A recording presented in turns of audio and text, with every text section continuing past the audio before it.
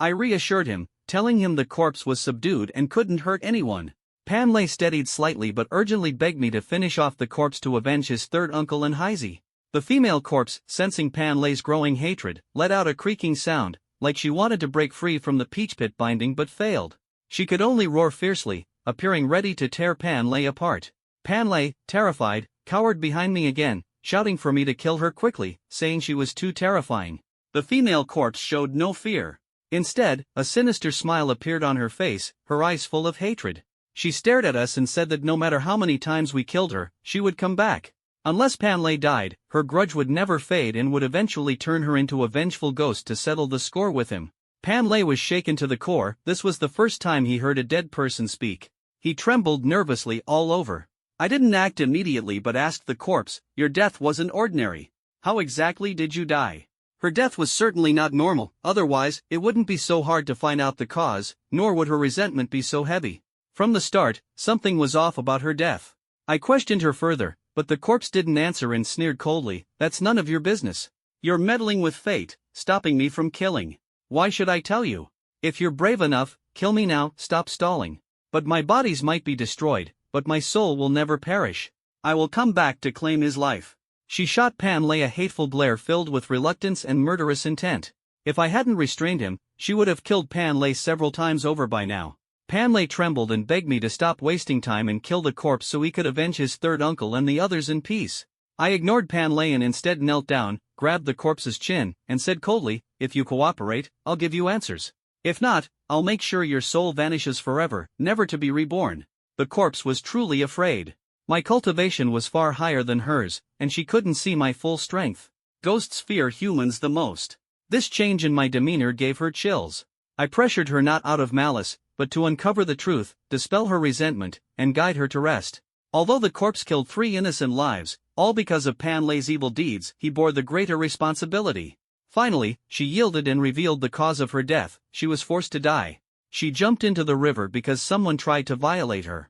The entertainment industry was both deep and dirty. Climbing the ladder meant paying a price. The corpse's name was Sui, a somewhat well-known star who worked hard for her reputation, a breath of fresh air in the entertainment world. But fame drew trouble. Many big-name directors and producers targeted her, all wanting to take advantage of her. Sui firmly resisted. The casting couch made her sick. But her agent, greedy and treacherous, tricked her into boarding a river tour boat. The so-called sugar daddy leered at her, his eyes roaming over her chest. Sui knew exactly what that meant. When she tried to escape, the boat had already set sail. The agent urged her to play along, saying it would benefit her career. With his protection, nothing would happen. Reluctantly, Sui stayed on the boat for a day. At first, the sugar daddy was polite and well-mannered. After night fell, Sui demanded to go ashore, but the sugar daddy revealed his true beast-like nature, groping her and ripping her clothes, attempting assault. She shouted for the agent, but no one responded. The boat was empty. The sugar daddy was wild and reckless. No boat was nearby to save her. The more Sui struggled, the more excited he became. Knowing the agent had sold her out, Sui chose death over submission. She bit the sugar daddy's ear and then jumped into the river. The current was strong. Sui couldn't swim and was quickly swept away and drowned. After hearing her story, I understood her intense resentment. She was forced to die. Her hatred of Pan Lei, and even those connected to him, was justified. She fought desperately to keep her purity, refusing to bend, only to be dragged down and trampled on after death. How could she not resent them? She probably wanted to dig up Pan Lei's ancestors' graves by now. When Sui finished, she looked up at me and asked, "I've told you everything. What will you do now?" I sneered coldly, "Blood for blood. Where wrong was done, blood must be repaid." My cold smile frightened Pan Lei. He knew he did wrong. When he saw me head to the kitchen for a butcher knife, he immediately panicked. I pinned down Pan Lei and lectured him, "This is the debt you owe, it's time to pay up." I tore off his pants, immobilizing him. Pan Lei sensed danger and struggled desperately, shouting, "I'm on your side. Let me go." I ignored him and slashed the knife viciously toward his crotch. A piercing scream erupted, blood splattered as a piece dropped to the floor. Pan Lei convulsed in pain, trembling and shouting, his face pale as paper, about to faint any time. Sui was stunned. My move was crueler than killing. Men without their manhood suffer worse than death. Life feels meaningless. I threw the knife to the ground. "So, how's that? Satisfied with this explanation?" Took away the murder weapon, settled your grudge. Took him out, plus those 3 lives should be enough to pay you back, right? Su Xin nodded, satisfied. Seeing Pan Lei in pain made her smile happily. She asked, "Is there any other grudge you can help me settle?" I quickly nodded.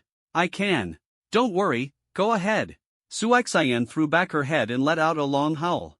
A dark energy sprayed from her mouth, gradually dissipating. With her resentment gone, her body collapsed with a smack, becoming a true corpse. "Damn, bro, you okay?" After Su Xin left, I hurried to check on Pan Lei. His lips trembled, but no sound came out. From his lip movements, it seemed he cursed me with a son of a bitch. I told him not to be afraid. Modern medicine is great. Timely stitching would fix it perfectly, and functionality would remain intact. I quickly called 911, and the ambulance arrived soon. Fortunately, Pan Lei was saved, and at the hospital, his manhood was sewn back together completely. As long as he took good care, there would be no issues later. The doctor said it wasn't anything serious. This was the best of both worlds. Su Xian's rage was calmed, allowing her to move on peacefully, while Pan Lei was punished and lost 3 lives, enough retribution. Though Pan Lei wasn't truly castrated, the pain of being cut and sewn back was still intense. After all, he came to me for the job and had coins in hand. I couldn't be too harsh. What he did warranted punishment, so he got it. I kept this from Su Xin, but it was fine. To make it right, I agreed to help her get revenge. Those so-called big spenders and managers? Without any cash in hand, I don't need to hold back. They indirectly caused Su Xian's death. That's basically murder. They must pay. I need to find a way to take them down. I used my hempcloth magic to cast a divination for Su Xian. Although she was already dead, with my level of cultivation, I could still discern some clues. The divination showed she had one last tribulation to face, and I immediately understood what would happen. Many wealthy people have some twisted fetishes. Even after Su Xian died, they were unwilling to let go. Even in death, they wanted her body. That was her final ordeal. A corpse being violated also counts as a tribulation. The dead deserve respect. Suddenly, inspiration struck me. I placed a yellow talisman on Su Xian's forehead and recited an incantation. The strange thing was, although Su Xian's body was dead and not decomposed, it looked like she was just sleeping. Because she had been submerged in water, her skin looked a bit unusual. Compared to other corpses, this was quite good. Plus, she was beautiful. She looked like a stunning corpse. No wonder Pan Lei couldn't control himself. After being lonely for so long, even a sow's head would make a man delirious, let alone such a beautiful corpse. Later, Su Xian's body was taken away by someone who paid a large sum. I took 10,000 yuan, and the rest went to Pan Lei. Pan Lei was somewhat conscientious. He gave most of the money to the families of Skinny Monkey and Hazy and bought offerings for a proper memorial. The remaining money was used to care for Xiao Nyozi. He had been castrated and needed time to recover. At least a year before he could function again. This was also a form of punishment. As for Pan Lei's third uncle's inheritance, he never got it in the end. The uncle left a will stipulating that if anything happened to Pan Lei, all the property would be donated to children in mountainous areas for charity. The will said the money was money, only someone with a strong fate like him could use it safely. Others might not survive. Unfortunately, no matter how strong a fate, it couldn't withstand such a treacherous nephew. After the matter was settled, I returned to the old house, but Su Xian's grievances were not over. I promised her I would avenge her. 3 days later, the hospital reported a haunting incident. A corpse suddenly came to life and bit a wealthy boss to death. The boss was naked, his neck bitten through, throat ruptured, covered in blood. His eyes were terrified, as if he had seen something horrifying before dying. Others didn't understand, but I knew that boss, like Pan Lei, tried to take advantage of Su Xian's corpse. He failed while alive, so he acted more recklessly in death. This was the final tribulation I foresaw for Su Xian. The boss who was bitten to death was that gold-digging sponsor aboard the ship who had made a move on Su Xian. He indirectly caused her death. I had cast a curse on Su Xian's body. Anyone who offended it would be attacked by the corpse coming to life. This bold gold sponsor probably planned to act at the hospital. It was truly disgusting. In the end, the corpse came back and bit him to death. That was retribution. I avenged Su Xian and fulfilled her last wish. Using magic to kill goes against my second uncle's teachings, but some people shouldn't remain in this world. I was merely enacting heaven's justice. That night, I dreamed Su Xian bowed deeply to thank me. I helped her up and comforted her so she could move on peacefully. She smiled as she left. After handling Pan Lei's affairs, I held 3 copper coins, but the small inscription on the third coin was unclear. It wasn't until a full moon night that the coin glowed a bloody red, and the script appeared rules. This coin was peculiar. Why did it only reveal itself on a full moon night? Seconds later, a fierce wind swept through the room, rattling objects and flickering lights. I sensed a fox behind me. I turned, but it was invisible, like a shadow playing hide and seek. "Who are you? Show yourself!" I shouted angrily. What kind of demon was this? "I am the nine-tailed white fox your grandfather summoned. When the coin glows, I can manifest," a woman's voice answered. I was stunned. The fox spirit stirred deep respect within me. Without her, I would have long been dead. "Your grandfather set the rules. I can be your wife or your teacher. The choice is yours," the nine-tailed white fox said, her tone regal, hardly fox-like. I frowned. I didn't expect my grandfather had dealings with a fox spirit. But she was a fox. How could I marry a fox? I was human. This wasn't natural. "Forget it. You can be my master." I reluctantly chose. Having a fox spirit as a mentor was reliable support. "All right," the nine-tailed white fox agreed. With a flash, she transformed into a woman before me. Her entire body was pure white, skin like creamy jade, with a stunning face unlike today's plastic beauties. She appeared like a celestial maiden, pure, with a hint of icy coldness. She looked about 20, entirely naked, her figure enticing enough to make me nearly nosebleed. Her long, pale legs were bare, feet exposed, mouth watering. What level of beauty was this? I slapped myself, wondering why I even chose a fox spirit as a master. Why not keep such a beautiful wife? I must have lost my mind. The notions of humans and foxes not matching, or heavenly laws, are nonsense. I couldn't care less. "What do you think? Am I pretty?" The fox spirit blinked, touching her new skin in surprise. "Beautiful. Absolutely beautiful." I nodded repeatedly. Even the most famous actresses would pale in comparison. If she debuted today, she'd captivate thousands. Was this my grandfather's illusion crafted from human skin? "Well then, get me some clothes." The fox spirit suddenly realized something. I quickly found her some clothes, a white blouse and a pair of jeans. After she put them on, she shook her long, glossy black hair, looking even more charming and sexy. "You chose me as your master, but looking at your body, it's just a shell. If you want, I can fulfill your desires," the fox spirit said, her tone worldly and knowing. The fox seemed naturally charming. Her alluring figure was simply irresistible. The buttons of the white blouse looked ready to burst, her red lips enticing, and her curves perfectly shaped. Any man who saw her would have a hard time resisting. But I knew that since I had chosen the fox spirit as my master, I couldn't easily change my mind. Although her words were sharp, I dared not act rashly. "Master, your disciple dares not." I gently declined her kind offer and started pouring tea with respect. The 3 bows and 9 kowtows were the proper ritual for formally accepting a master and could not be skipped. The fox spirit hid her flirtatious demeanor, her gaze turning cold and indifferent. She took the cup, her face showing the serene and pure demeanor of a celestial being. I felt a chill. I realized she had been testing me just now. Luckily, I controlled myself, otherwise, I wouldn't have survived. Truly, the fox spirit must not be offended. The fox spirit officially became my master. As the copper coin indicated, the rules had to be followed. She was entrusted by my grandfather to supervise me. Being a Feng Shui master had its troubles, but also benefits: endless romantic encounters and a steady stream of wealth. The temptations were many, and it was easy to stray from the right path. Thus, a Feng Shui master must abide by strict rules, such as not harming others, not accepting ill-gotten gains, not forcing beauty through magic, and not seizing power by unfair means. Every profession has its code, handed down by the ancestors. Once violated, retribution is inevitable. Either you suffer or your loved ones do. I was still young. Grandfather feared I might go astray, so he assigned the fox spirit to watch over me. Whether as a master or a wife, she had the authority to discipline me. But I never expected to choose her as my master instead of pursuing this beauty. I even regretted my decision. From then on, the fox spirit lived with me as my master. She seemed unaccustomed to human form, often walking around the room without clothes, which made me flush with heat and nearly nosebleed.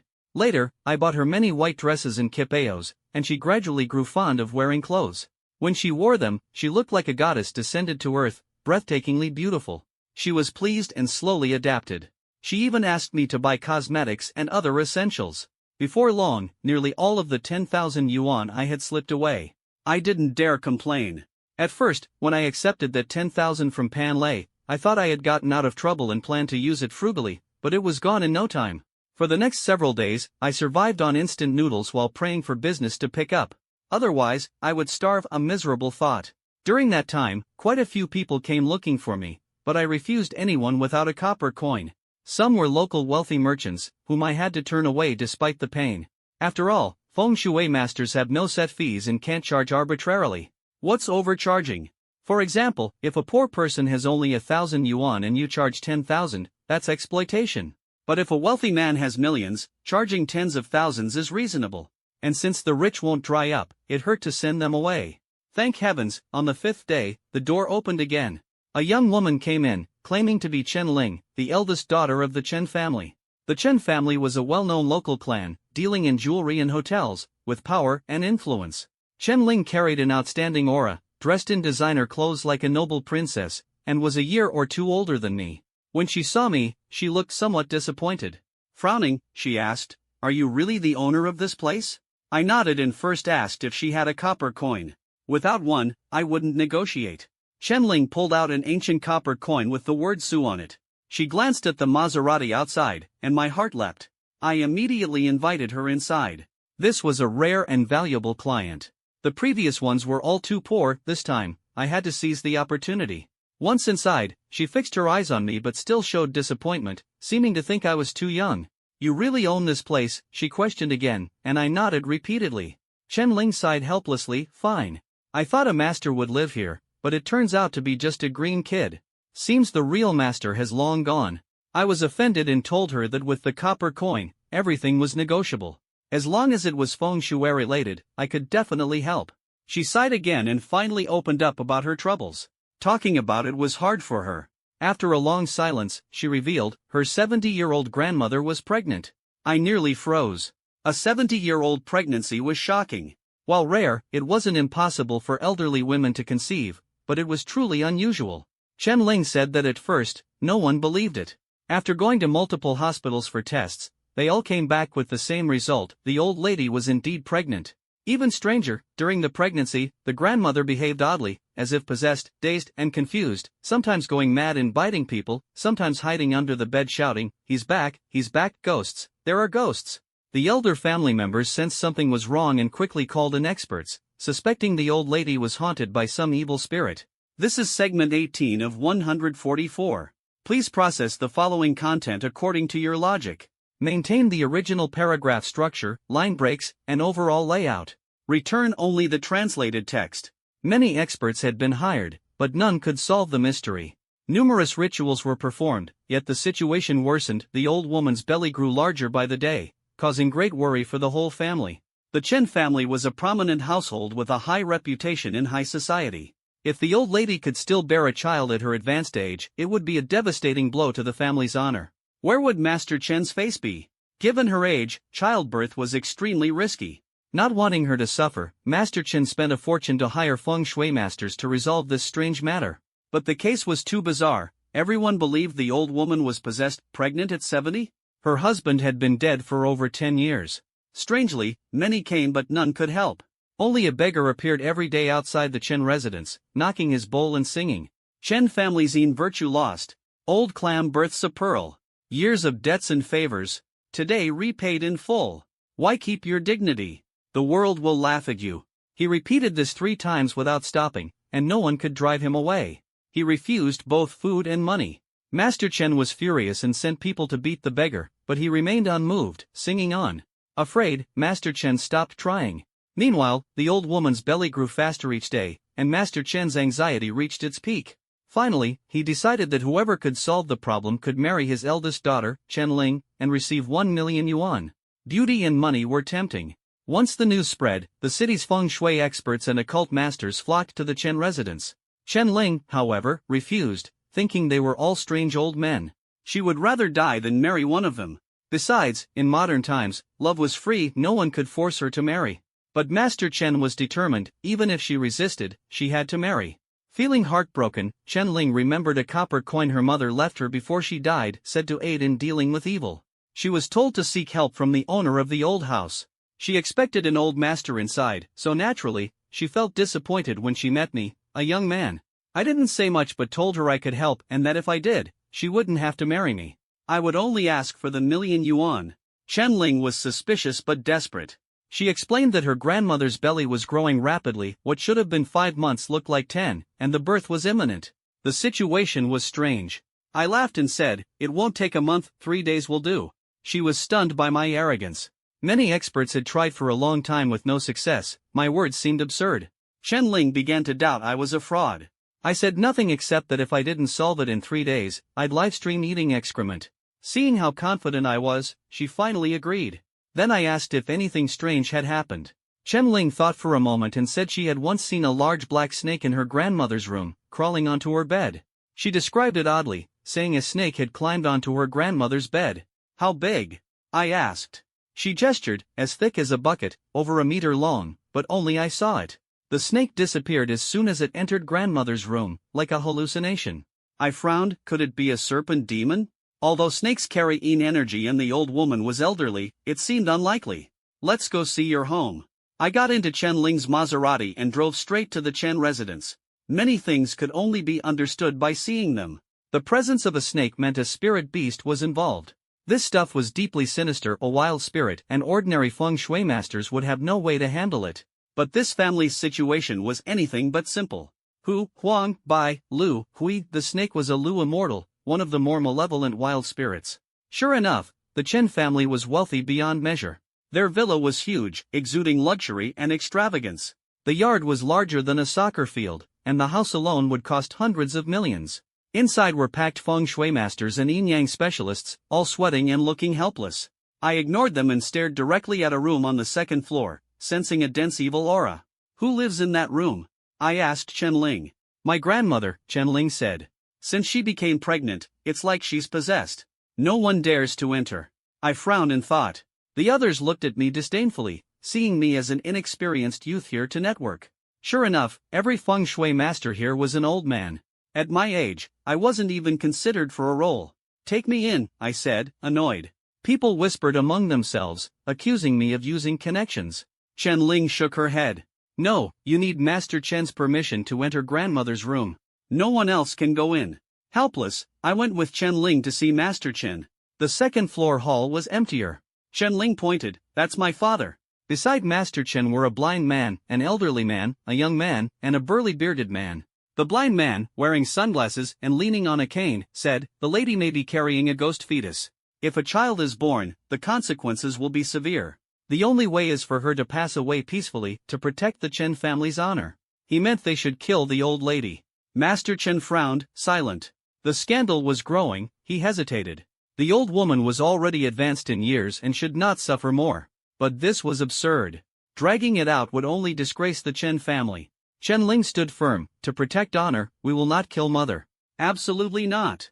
This is passage 19 of 144. Please process the following content according to your logic while preserving the original paragraph structure, line breaks, and overall layout. Return only the processed result. Master Chen angrily shouted, "Get out! You have no right to speak here. What do women know?" Chen Ling was so frightened she dared not say another word.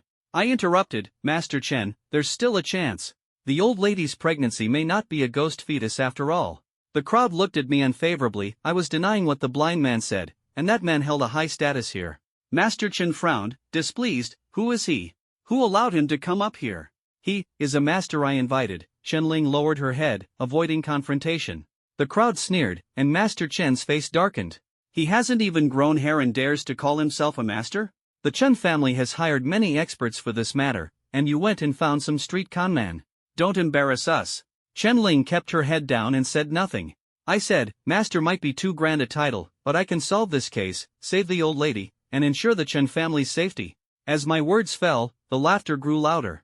The crowd seemed entertained, as if watching a joke. A young man stood up, wearing a Feng Shui robe, his hair slicked, oozing arrogance. "Many Feng Shui experts have failed recently, and now it's you? Even my family can barely scratch the surface. Who do you think you are? Get lost." I ignored him and held up 3 fingers. "Give me 3 days. If I fail, do with me as you please." The hall fell silent for a moment, then erupted in loud laughter. 3 days? How many have been stumped by this? It's been months with no progress. And Master Chen won't let his mother die so easily. The young man taunted, staring at me, "If you really solve it in 3 days, I'll dismantle a fan right in front of you. Fail, and you keep just 5 fingers. Dare to take that bet? Don't scare me, haha. I turned around with a smile. Fine, it's a deal. I hadn't expected a prestigious Feng Shui family to haggle over such a crude wager. Clearly, they looked down on me. But I actually liked the thrill. In a Feng Shui family, everyone's loudmouthed but secretly insecure. The blind man also stood and coldly said, "Sounds like you're young. The Chen family isn't some place for stiff-necked rookies like you. Don't meddle if you have no skill, got it?"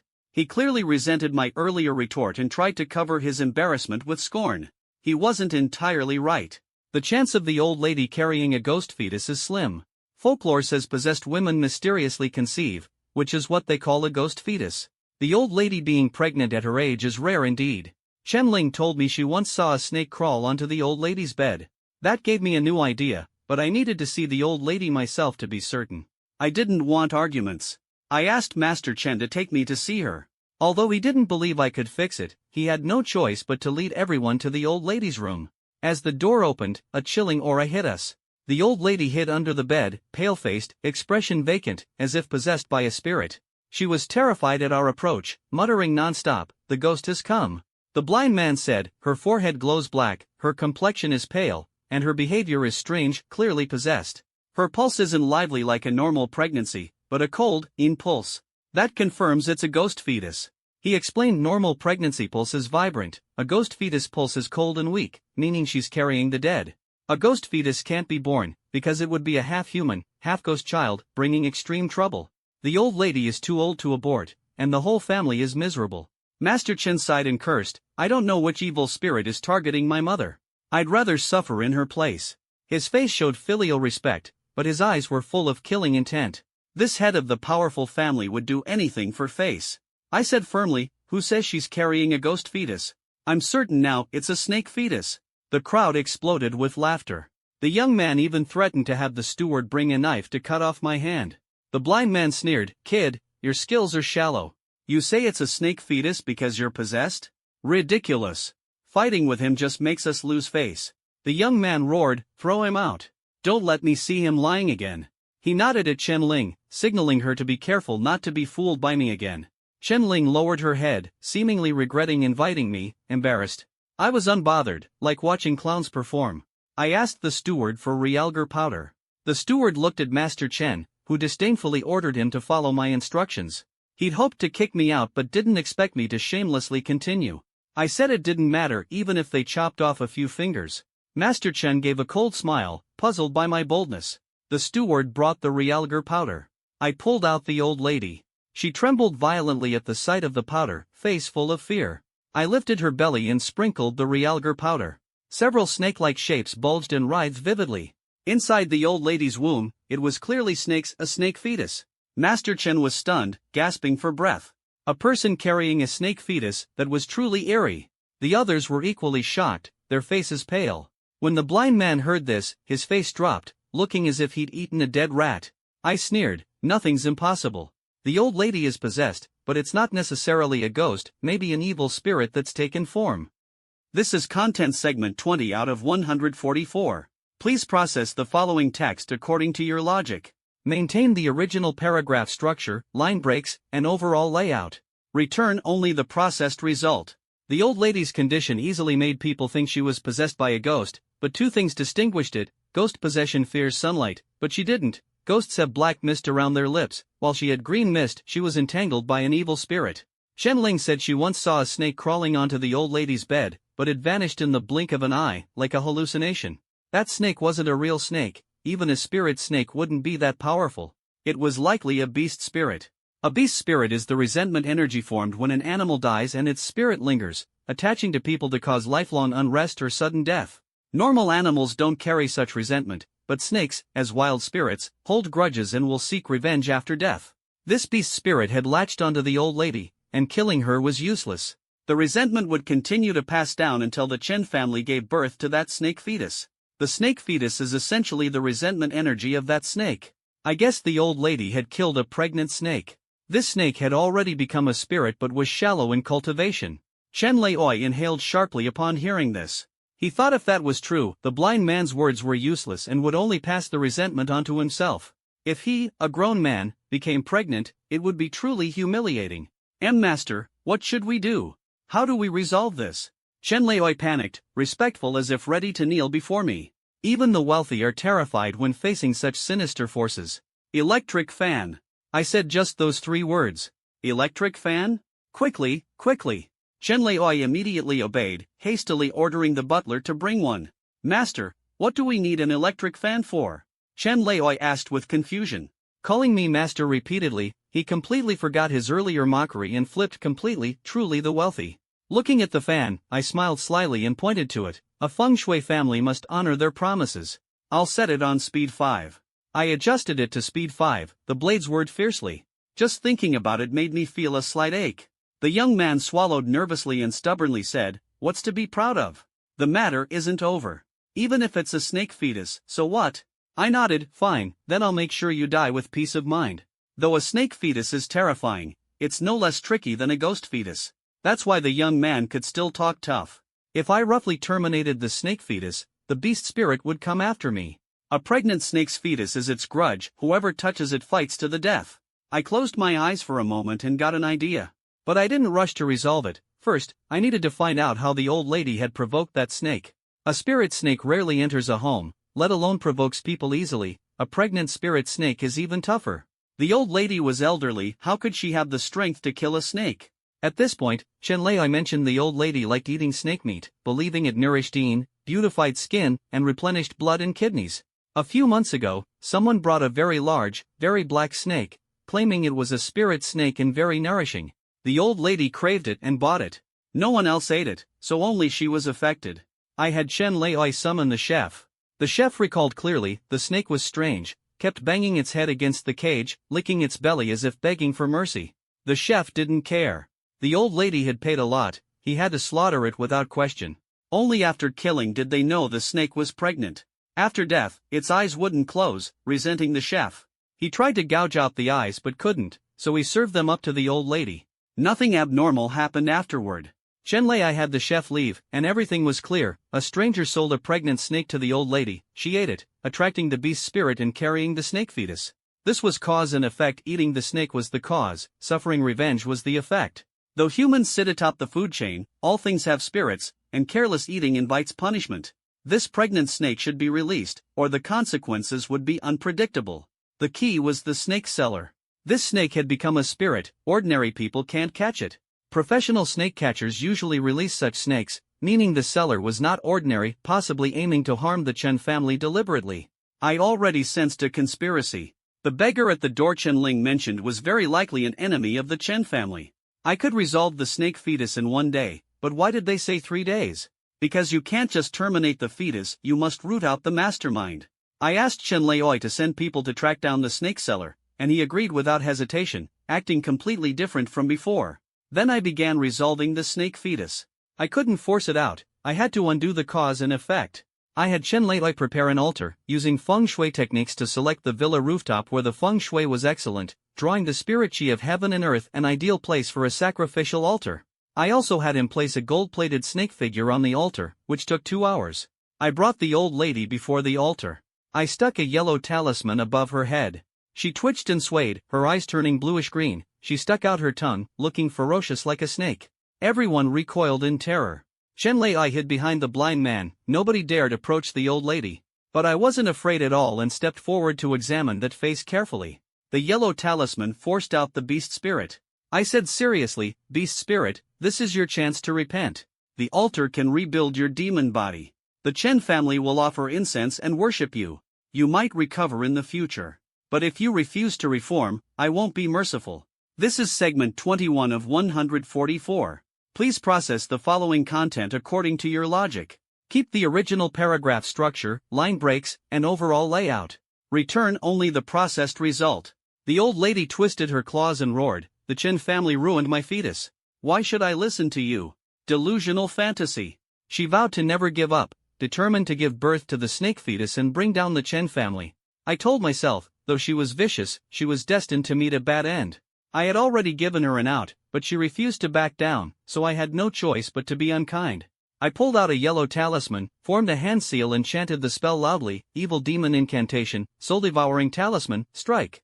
As the incantation left my mouth, the talisman glowed faintly and shot straight at the old lady. Unable to dodge in time, she felt a sharp pain in her chest, like she'd been hit by a car. She was sent flying with a heavy crash, falling hard to the ground. That beast spirit had no strength left to fight back, laying there, coughing up blood. The bearded man who had been silent suddenly whispered, "The Sue family's soul-devouring curse. No wonder he's so powerful. I finally know who he is." His gaze shifted, filled with admiration. The soul-devouring curse combined with the yellow talisman was specifically designed to kill demons and monsters.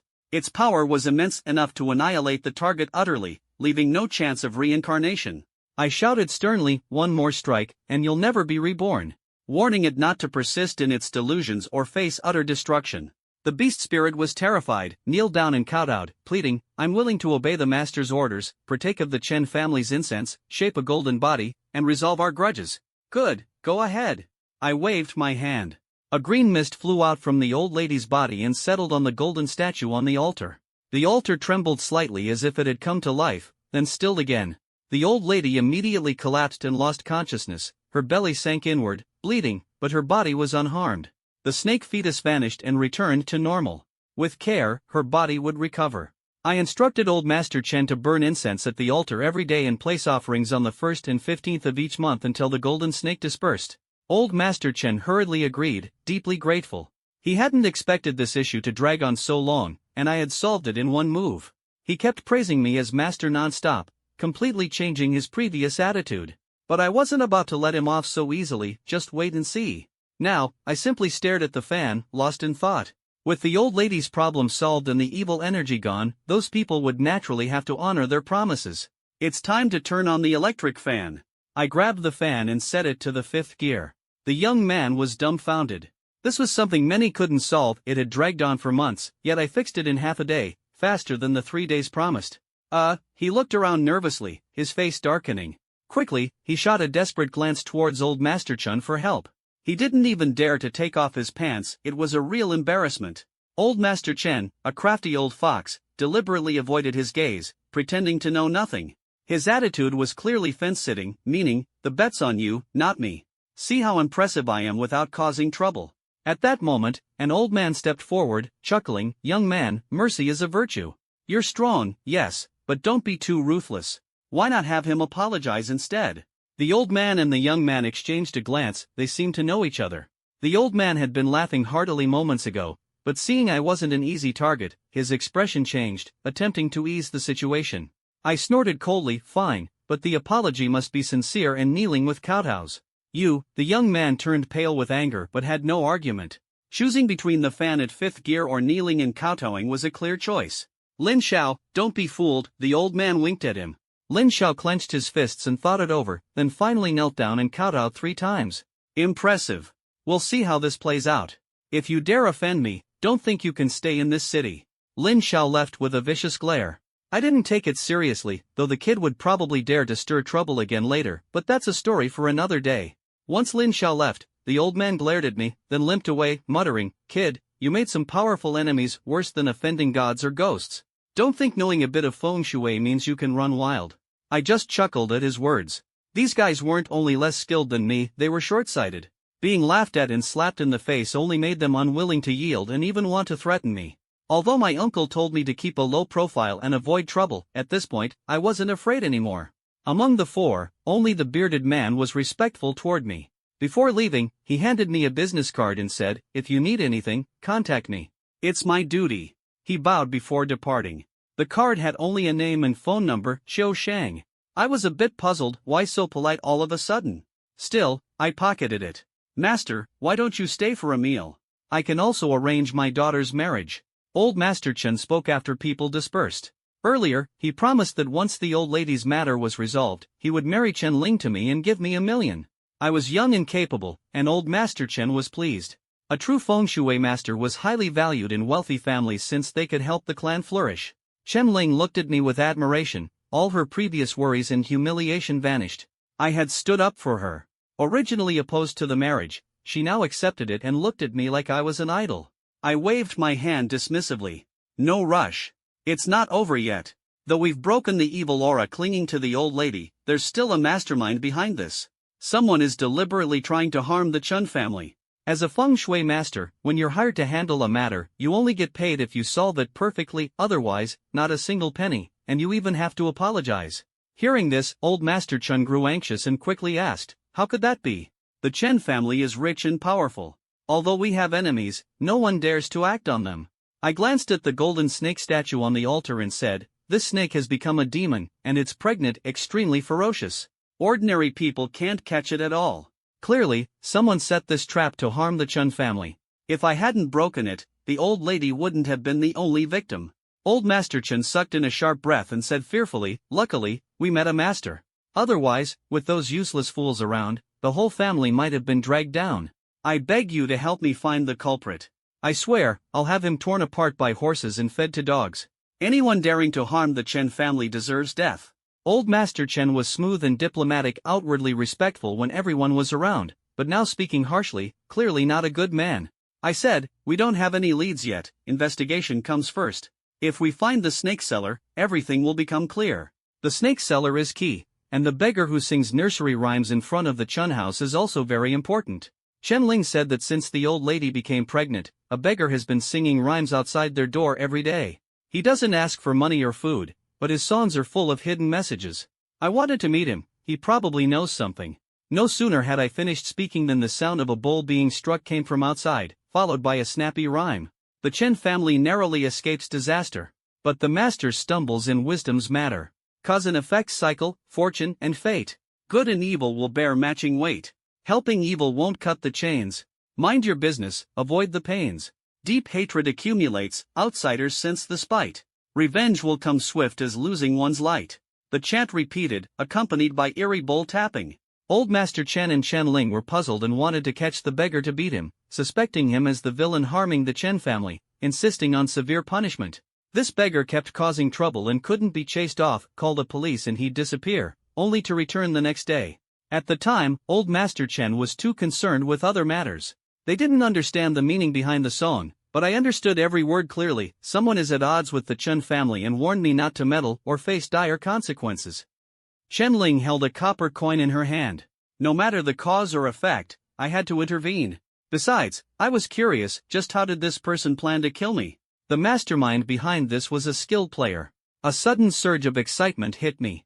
After years studying magic arts and feng shui, I finally encountered a worthy opponent. I quickly opened the window and looked downstairs. The beggar seemed to anticipate this. He looked up and locked eyes with me, wearing a creepy, sinister smile. His grin gave me goosebumps even in broad daylight. I felt chills crawl down my spine and was too shocked to speak. He wasn't human. Though the beggar in front of the Chen house looked filthy, his face was deathly pale, as if plastered with flour on his lips and cheeks. An unbearable stench of decay lingered around him. I could smell it clearly from my second-floor window. Others might just think he was a dirty beggar and ignore the smell, but I knew that was the stench of death. This man was long dead. He wasn't alive at all but a corpse. Seeing a corpse smile at you during the day would terrify anyone and send shivers down their spine. But corpses don't move under sunlight weakens them. For him to appear this openly meant someone was controlling the corpse behind the scenes. The corpse controlling technique is an ancient art unique to the Western Hunan corpse herders. They can make corpses walk but never talk or smile like this. Whoever's behind this was no simple character. "Who are you? Show yourself," I shouted. The beggar raised his head high and grinned a twisted smile, a terrifying, forced grin like a dead man trying to laugh. "You're not ordinary," he said, "for a young man to have such skills, rare indeed. This isn't your fight. I don't want to drag you down, but if you interfere, you'll bear the consequences." Suddenly, his face stiffened. Patches of corpse-like spots appeared on his neck, radiating an ominous aura under the sun. "I do what I'm sworn to do. This matter concerns me." I stood firm, unafraid of his threats, determined to uncover the truth. My uncle once told me that whenever copper coins appeared, the matter had to be handled without refusal. We'll see about that." The beggar snorted, then turned and ran. "Don't think you can escape," I shouted, leaping out the window in a rush. The second floor wasn't high, and with my agility, I rolled on landing, absorbing the impact without injury. The move startled old Master Chen and Chen Ling. They screamed, but seeing me safe, they breathed a sigh of relief. Interestingly, Chen Ling whispered, "My husband is really agile. Steward, quickly send someone to chase him, handle everything from here on." I hadn't even agreed yet. Just now, she said no arranged marriage. How did she end up calling me husband? Truly baffling. But Chen Ling was beautiful, and the Chen family wealthy, who wouldn't be jealous? This is paragraph 23 out of 144. Please process the following content according to your logic, while preserving the original paragraph structure, line breaks, and overall layout. Return only the processed result. I hurried downstairs and quickly gave chase. The butler's men definitely couldn't catch up. That beggar ran light on his toes but incredibly fast. I nearly couldn't keep up. The beggar darted into an alley and finally hid inside a dilapidated, filthy abandoned house that looked like an outhouse. The paint was peeling off the walls, and the roof had multiple holes. Inside, the place was littered with dead cat corpses, their rotting stench so foul it made me nauseous. I understood then, cat blood is cold and sinister. These corpses rely on drinking cat blood to move and withstand sunlight. The corpse controller's methods were ruthless and cruel. Cats are living beings too, such vengeance is bound to bring consequences. Without drinking cat blood, these corpses wouldn't last long. At best, they'd just jerk and hop stiffly. If you have grievances, just tell me. Don't take reckless revenge, be careful not to harm yourself. It's not too late to turn back now, I shouted loudly. After the beggar entered the house, he suspiciously vanished, but I knew he was still there. Suddenly, his shadow appeared behind me. I turned to see his face twisted with rage, eyes flashing with ferocity. Holding a kitchen knife, he slashed at me like a demon unleashed, absolutely terrifying. I quickly dodged, then kicked his chest. He fell down and didn't get up. I immediately pressed a yellow talisman onto him.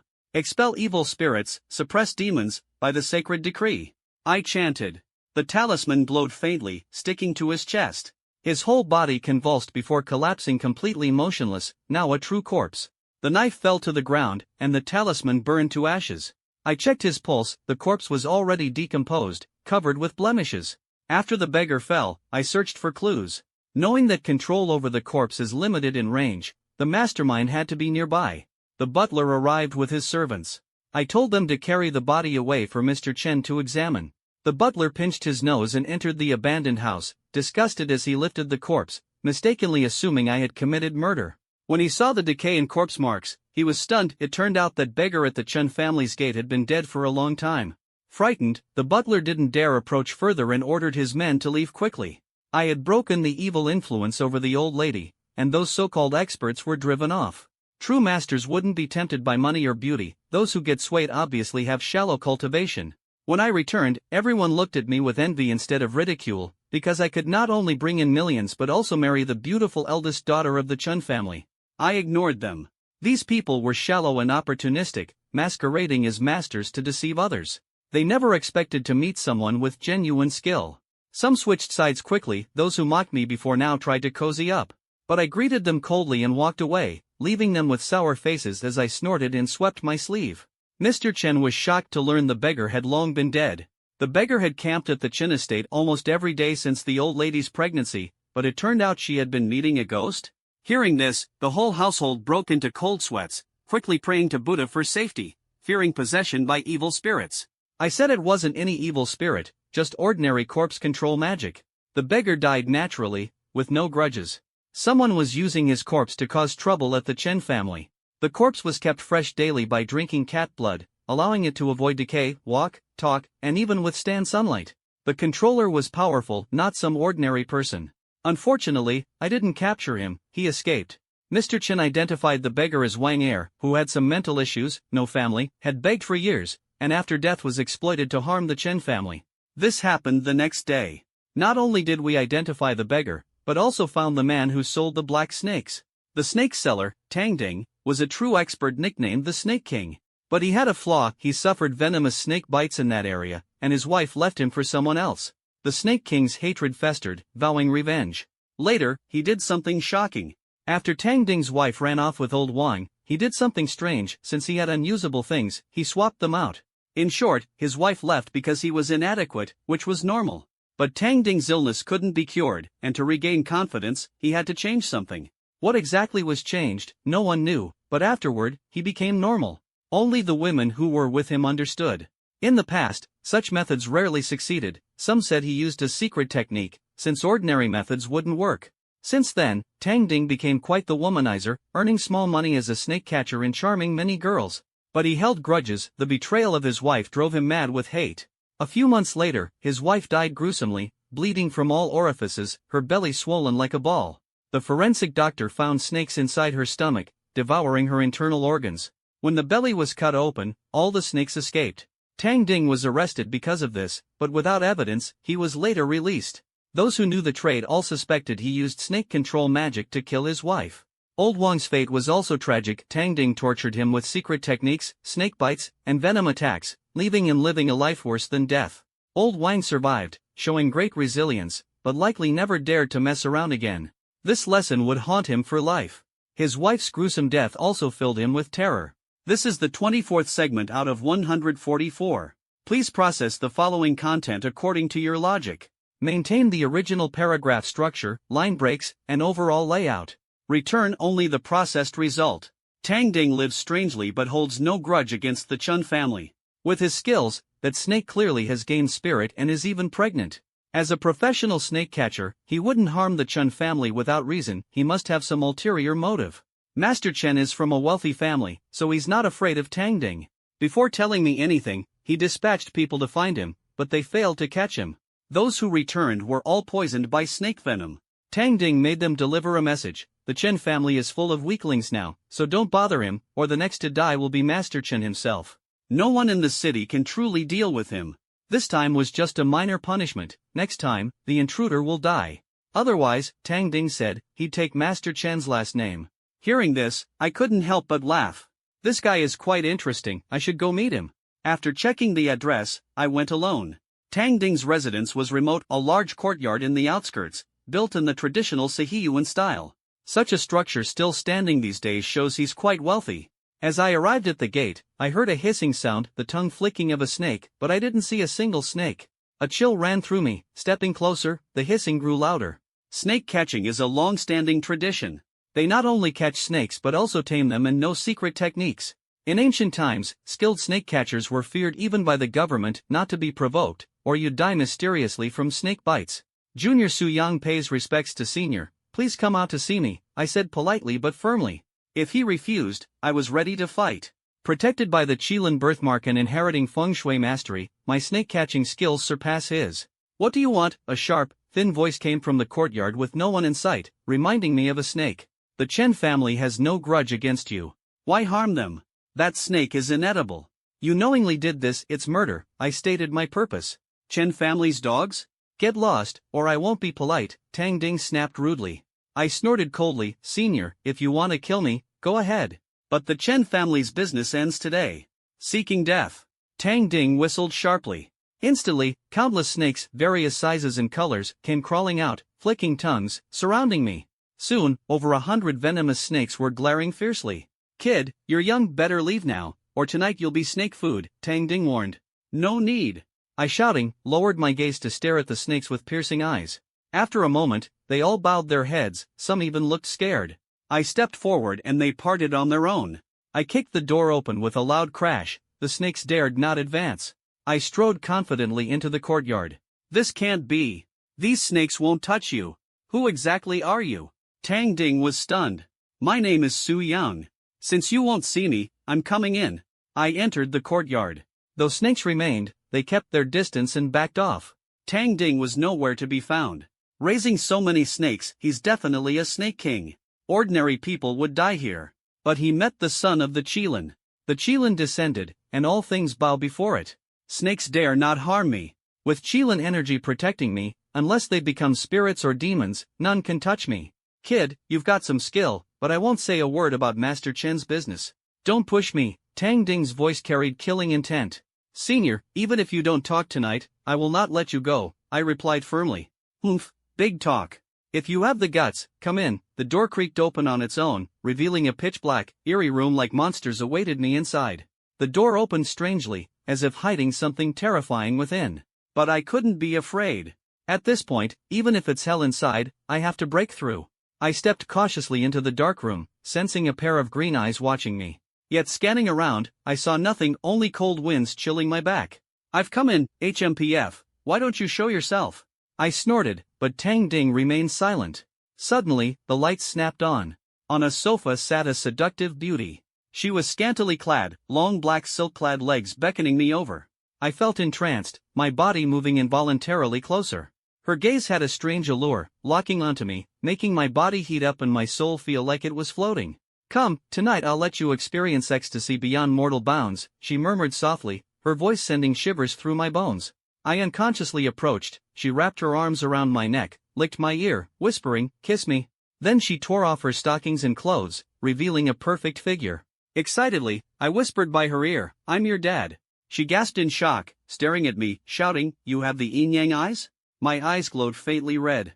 The yin-yang eyes were temporarily activated by the mysterious garment technique. I saw clearly, this woman was just a snake spirit in disguise. "You brazen fiend! You're no human!" I roared, scattering realgar powder. Snakes fear realgar, touching it exposes their true form. Seconds later, the sofa transformed into a giant black python over 3 meters long, opening its jaws to swallow me. Mysterious void in the cave, bright and grand Taoyuan, mighty gods from all directions, spirit treasure commanding fate, universally proclaimed to the 9 heavens. I chanted the charm, clutching the yellow talisman tightly. The spell kept the snake spirit at bay, its body trembling slightly. Outside the window, the sound of a bell rang out. The snake spirit went berserk, its demonic aura flaring wildly as its serpentine body writhed. "Spirit flame talisman, banish the evil!" I shouted. The yellow charm ignited, flames leaping toward the black serpent. The snake spirit crackled as it burned, its scales dropping to the ground. The heavier its demonic aura grew, the fiercer the flames became. After a fierce serpentine dance, it was reduced to ashes. Having killed the snake spirit, I kicked open the window and saw Tang Ding standing outside. The bell was coming from him. His face was filled with shock and helplessness as he sighed. "The snake spirit I painstakingly raised, and you killed it in under 3 minutes. Who exactly are you? You don't need to reveal your identity. Tell me about the Chen family's affairs. Who's the mastermind behind all this?" I asked. He lowered his head and said, "I'm no match for you, but we're all being played. Even if I die here, I won't say." Tang Ding was truthful and admitted defeat, but he resolutely refused to reveal the true culprit behind the scenes. I picked up a shard of glass and swiftly stabbed it into his leg. He howled in pain, dropping to his knees as blood stained his pants. "If you don't speak, next time I'll hit a more sensitive spot," I said coldly, using intimidation. Killing is easy, humiliating someone is even crueler. I intended to cripple his manhood. Tang Ding was probably in his 40s but looked young, with a hint of wickedness. It was clear he maintained his youth by absorbing the snake spirit's essence and practiced dark sorcery with the snake spirit. That snake spirit was probably his wife. Killing her would sever his secret of prolonging life. That person is the one who swaps your supplies, right? If you don't talk, you won't keep your stuff either. I threatened again with another glass shard. I counted to 2. Terrified and sweating profusely, he begged desperately, fearing a return to a powerless state and losing the immortal-like life he'd enjoyed for years. "He's the steward, the Chen family's steward. I owe him and helped him out," he said, guilt washing over his face as if he had betrayed someone he had entrusted. But facing me, he could only submit. Not only was I powerful, but ruthless and vicious. I never showed mercy. I didn't expect old Master Chen to have such a ruthless player. "I'm impressed. With your skills at such a young age, the Feng Shui world will rely on you from now on," Tang Ding complimented me sincerely. I didn't pay much attention, flattery meant little. But the culprit he exposed shocked me, for it was the Chen family's steward. The steward had always been low profile, about the same age as old Master Chen, and rarely noticed by others. If Tang Ding hadn't mentioned him, I wouldn't have recalled his face. A heavy weight pressed down on my heart. Knowing I was after Tang Ding, would the steward exploit this chance to harm the Chen family? At that moment, my phone rang. It was Chen Ling calling.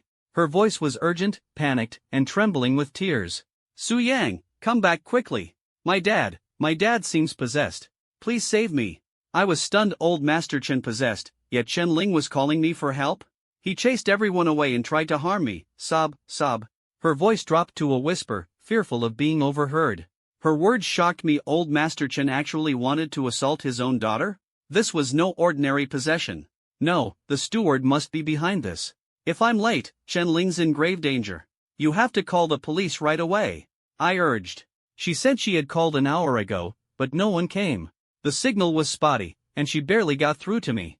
Clearly, the steward was obstructing everything. What grudge did he hold against the Chen family to hurt old Master Chen and harm his daughter? Tang Ding sighed. He really hates the Chen family. But you're too far now, it's probably too late. With his abilities, by the time you arrive, old Master Chen might have already ruined his daughter. Indeed, with the distance I'm at now, the tragedy has likely already occurred. How can I possibly prevent this disaster? If I hurry back now, Chen-Ling likely won't hold on. Old Master Chen is possessed, would he really hurt his own daughter? Most puzzling is that despite Chen-Ling calling the police, they haven't shown up. What trick is the steward playing? How can I stop this tragedy? Suddenly, I thought of something and asked quickly, "What color underwear are you wearing today?" Chen-Ling was dumbfounded on the other end, not understanding why I'd ask such a question in this emergency. "Hurry, is it red?" I pressed. "Yes, it is. This year is my zodiac year," she answered reluctantly. "Good. Remember to put your red underwear over your head, the possessed can't see you," I instructed, hoping this would buy some time. Chen-Ling was helpless, thinking this seemed a little awkward. But I wasn't lying, this was an old trick. When possessed, one's luck turns bad, red is festive and repels evil. Suddenly, there was a creaking noise on the other end, like a door opening. Chen-Ling screamed, followed by the sound of clothes tearing. Then the call ended abruptly. This is content segment 26 of 144. Please process the following text according to your logic. Maintain the original paragraph structure, line breaks, and overall layout. Return only the processed result. I knew danger was imminent, but I couldn't rush back now. That butler must have a deep grudge against the Chen family, so viciously cruel. If he succeeded, Chen-Ling wouldn't survive, and the girl, devastated by all this, wouldn't end well. Suddenly, I remembered the bearded man. He had given me a business card with his name and number, Xiao Shang. I quickly dialed his number and told him everything in detail, hoping he could rescue Chen-Ling. I warned him to be careful of that butler, his cultivation was extremely high. Xiao Shang promised to set out immediately before the call ended. I didn't have a moment to waste either. I rushed out to hail a cab, heading straight to the Chen residence. On the way, I called Xiao Shang a few more times, but no one answered. I could only urge the driver to hurry. As we neared the Chen household, we saw several police cars circling around repeatedly. The driver was so startled he nearly lost control. I immediately recognized the situation, classic ghost trap tactics. The butler was bold enough to trap even the police cars inside. No wonder the cops hadn't arrived yet. I urged the driver to speed up, heading straight for the Chen family home. With the butler's high cultivation, only someone like our Feng Shui master could handle him. The moment I got out of the car, I felt an overwhelming aura of gloom. Dark clouds hovered above, cold winds howled, shadows flickered across the villa like ghosts, sending chills down my spine. The courtyard was pitch black and deathly silent, as if no one was alive. The front door was locked tight. Without hesitation, I vaulted over the gate. In a corner, someone crouched, covered in blood, clothes soaked crimson. Squinting, I realized it was Xiao Shang. He held a peachwood sword, already broken in half. His left hand gripped a blood-stained yellow talisman, trembling faintly. "Brother, sorry. I couldn't hold him off longer, but I did my best. I've lasted this long, but I can't get past the front door. The enemy inside has deep cultivation," Xiao Shang said, relaxing his furrowed brow at the sight of me. Getting closer, I saw his face was pale, his body covered in wounds. "Why didn't you run when you were hurt like this?" I felt heartache. This was just a small favor I asked of him, no need to risk his life. Because you entrusted me, I had to give everything I had. The mission isn't over yet, running isn't an option. I'm just too weak. Xiao Shang lowered his head with a sigh, guilt weighing heavily on him. "It's okay. You did your best," I said, patting his shoulder in comfort. "He earned my respect. Leave the rest to me," I declared as I moved toward the villa's main door. I had planned for Xiao Shang to rescue Chen-Ling, but since he couldn't even get in, I had no clue how she was doing. My anxiety swelled. By the door, I saw 5 coffins placed at 5 directions, exuding the stench of decay. Their lids creaked ominously, I could almost sense movement within. The sight was bone-chilling. Cold, chilling wind wafted from the coffins like needles pricking my skin. "Brother, be careful. Those inside have already become Jiangshi, Chinese hopping vampires. I was wounded by them, they're vicious," Xiao Shang warned nervously. "Butler, I know you're here. What deep grudge does the Chen family have with you to dig up the ancestral graves?" I glared at the fresh soil on the coffins, demanding answers. Those corpses were likely Chen family ancestors. Suddenly, the butler's voice echoed from all directions, cold and threatening. "You're not bad, defeating the Snake King too. Luckily I acted first. Tonight, the Chen family will be thrown into chaos. Leave now and we can still be friends. I owe you a favor. But if you won't leave, your end will be worse than that bearded man's." The tone was ruthless, blending intimidation and coercion, trying to make me back down. But how could I retreat so easily? I'm in charge of the Chen family's matters. No matter the grudge you hold, I won't let you run wild. I strode toward the front gate. Suddenly, the coffins began to spin in circles, then with a bang, their lids slammed open. Several jiangshi leapt out. This butler was truly merciless, digging up ancestral graves, turning the forefathers into jiangshi. Using the father to harm the daughter, causing strange happenings with the old lady, every act fueled by poisonous malice. Such deep hatred could only breed such cruelty. The 5 jiangshi were ferocious, each with 2 sharp fangs and long steel-like claws. Just looking at them was terrifying. Their bodies were stiff but thirsty for blood, lunging straight at me and Xiaoshang. Xiaoshang, having suffered before, was a bit shaken and retreated some 15 steps. 5 at once was overwhelming. "Brother, don't be reckless, fall back first," Xiaoshang shouted loudly, fearing I might act rashly without understanding their strength. But I stood my ground, pulling out some glutinous rice and scattering it over the jiangshi. As soon as the rice touched them, it crackled like sparks, terrifying the jiangshi into retreat. By the mysterious laws of heaven and earth, the troops adapt with the seals. The hem-clad one corresponds to the heavens, exorcising corpses and evil. I chanted a spell as I quickly formed several hand seals, then brandished a yellow talisman stained with my own blood, which glowed faintly. While the jiangshi recoiled, I moved like the wind, using the talisman to strike their throats. In an instant, 5 heads tumbled from their bodies. The talisman burned to ashes as I shifted my stance. I heard the cracking sound of 5 severed heads rolling on the ground. The jiangshi bodies twitched a few times before collapsing motionless. Seconds, just seconds. This is my corpse-slaying curse. Xiaoshang gulped, eyes fixed intently on me. He hadn't expected me to be this powerful, and he knew this was just my conservative strength. Your corpse is freshly brewed, right? Not fully matured. You can't stop me. You'd better back off. I warned him kindly. His skills were respectable, it was time for him to reconsider. Just then, a piercing scream echoed from inside the villa. "Dad, no, please." The butler sneered coldly, "Haha, you lost in the end." My heart sank. Damn, was it too late? Chenling's scream was sharp and clear, ringing in my ears from inside the villa. She'd been on the phone with me hours ago. Xiaoshang hadn't broken into the Chen family house to help. Chenling had held on this long, she was at her limit now. "Hurry, go check," I shouted, rushing toward the front door. 5 zombies before me were already cleared away.